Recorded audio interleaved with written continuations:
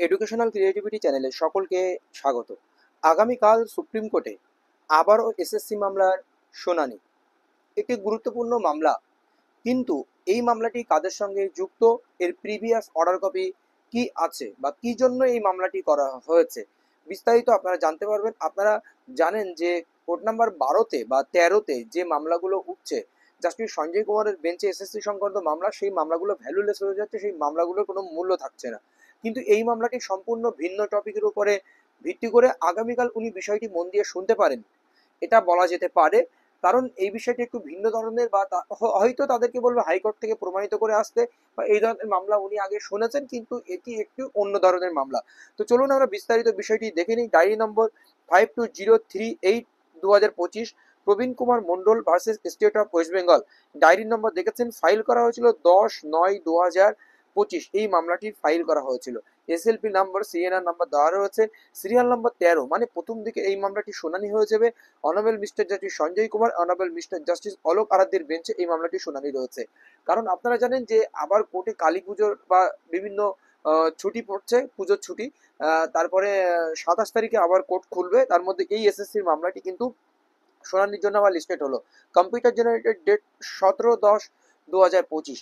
Category আপনারা দেখতে পাচ্ছেন, পিটিশনার নেব আপনারা দেখতে পাচ্ছেন। এবার আমরা যেটা দেখবো, রেসপন্ডেন্ট কারা কারা রয়েছে। নিশ্চয়ই এসএসসি থাকবে, স্কুল এডুকেশন ডিপার্টমেন্ট বা West Bengal board of secretary education.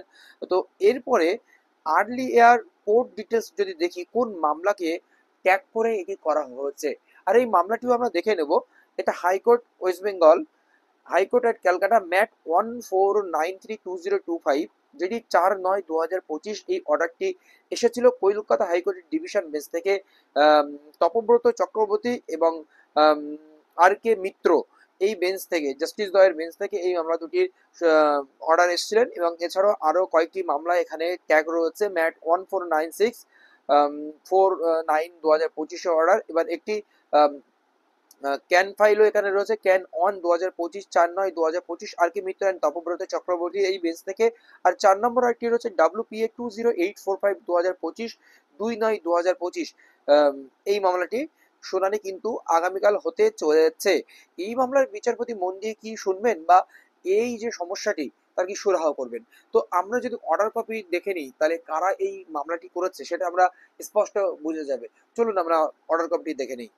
Mat 1493/2025, can one can two রয়েছে Somnath Mukherjee and another the state of West Bengal, MAT এত Shampa Ghosh versus state of West Bengal. Advocate হিসেবে কারা কারা আছে আপনারা দেখতেই পাচ্ছেন। প্রথমে সিনিয়র হবে অরিন্দ লাহিড়ী রয়েছে, সৌম্য মজুমদার রয়েছে, এই সমস্ত অ্যাডভোকেট দ্বয়েরা রয়েছেন। এবং বিষয়টি কি ছিল, তো প্রথম থেকে আমরা দেখে নিই। রিট পিটিশন বিং, এত এত রিট পিটিশনের কথা এখানে বলা হয়েছে। হুইচ ওয়ার হার্ড অ্যানালগাসলি 2 সেপ্টেম্বর 2025 কি অর্ডার হয়েছিল সিঙ্গেল বেঞ্চ, সেই অর্ডারকে চ্যালেঞ্জ করা হয়েছিল। জাস্টিস সৌগত ভট্টাচার্য বেঞ্চ থেকে 2 সেপ্টেম্বর অর্ডারটি হয়েছিল। তো সেই ডিসপিউশন আর prefer the primarily challenge memorandum, যে 30 আগস্ট 2025 সেই মেমোরেন্ডামকে চ্যালেঞ্জ করা হয়েছিল। By the first memo the West Bengal central school service commission here in publish a list incorporating the names of the assistant teacher. কিছু অ্যাসিস্ট্যান্ট টিচারের নাম তারা প্রকাশিত করেছিল। হ্যাজ বিন সেট অ্যাসাইড, তাদের সিলেকশনকে সেট অ্যাসাইড করা হয়েছিল। The second memo was issued the cancelling the admit card. প্রথমে তাদেরকে সিলেকশন প্রসেসের সুযোগ দেওয়া মানে সেট অ্যাসাইড, এবং তাদেরকে অ্যাডমিট কার্ড দেওয়া হয়েছিল। সেই অ্যাডমিট কার্ড তাদেরকে বাতিল করা হয়েছিল, ক্যান্সেল করা হয়েছিল, এবং তারা কিন্তু পরীক্ষায় বসতে পারেনি। সেই সমস্ত ক্যান্ডিডেটদের জন্য মামলা। If any tainted candidates from the first SLST 2016 selection process are issued provisionally admit card, they should not appear in the second SLST 2016। তাদের জন্য অ্যাপ্লাই করেছে যে সমস্ত টেন্টেড ক্যান্ডিডেটরা, এবং যারা প্রফেশনালি একটি অ্যাডমিট কার্ড তাদের দেওয়া হয়েছে, পরীক্ষা অ্যাপিয়ার করেছিল, তাদের পরীক্ষা আর বসতে পারবে না, তাদের সবকিছু ক্যান্সেল করা হচ্ছে। তো এই হচ্ছে মূল বিষয় ছিল।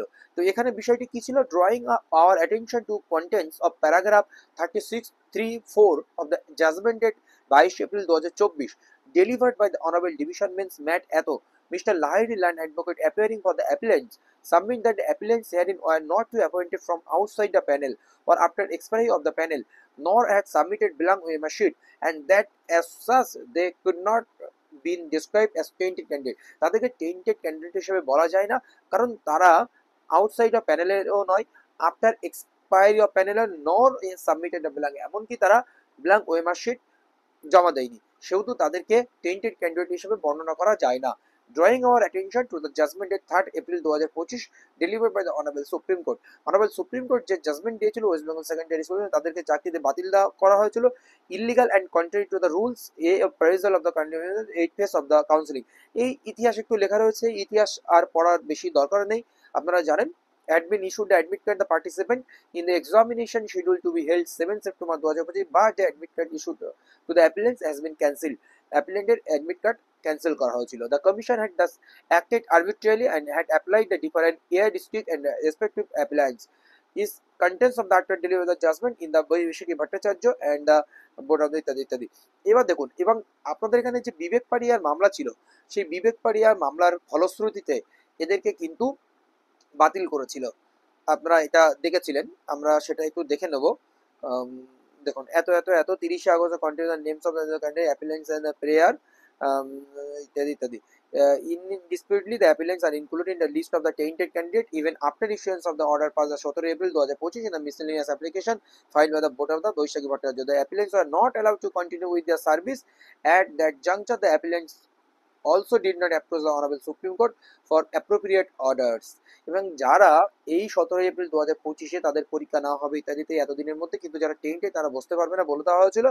এবং while hearing the matters of the Vivek Padia, the Honorable Supreme Court in the order date 29 August 2025 recorded that the statement of the Land Senior Counsel appearing for the commission that none of the tainted candidates would be permitted to appear in the selection test scheduled to be held on 7/9/25 এবং 14/9/25, that if any tainted candidate slips through the net and manages to appear for the test, the notice date 25/2025 issued by the commission stating eligibility that the candidate would be examined at the post-examination of the candidate who are wholly ineligible in terms of the judgment delivered in the বৈশাখী ভট্টাচার্যের যে order ছিল সেই অনুযায়ী তারা ineligible, সেটা এখানে স্পষ্ট প্রকাশ করে দেওয়া হয়েছে। সেহেতু এই মামলার উপরে ভিত্তি করে the order the Sonali Das was passed by the Honorable Supreme Court 25 August 2025 and the subsequent day the commission had submitted list of tainted candidate. Tainted candidate list submit করা হয়েছিল এবং যদি 25 আগস্ট সুপ্রিম কোর্টের সোনালী দাসের যে মামলাটি ছিল অনারেবল সুপ্রিম কোর্ট সেশন, এরপরে যে সিঙ্গেল বেঞ্চের যে রায়টি ছিল সেই রায়টি মান্যতা দিয়েছিল জাস্টিস তপন বন্দ্যোপাধ্যায়ের যে বেঞ্চে, এবং এই মামলা সুপ্রিম কোর্টে গিয়েছে। আগামীকাল কি হয় অবশ্যই আমরা জানবো, অবশ্যই আপনাদের সঙ্গে লাইভ শেয়ার করবো আর কি হয় বিস্তারিত আপনাদেরকে জানাবো। ধন্যবাদ।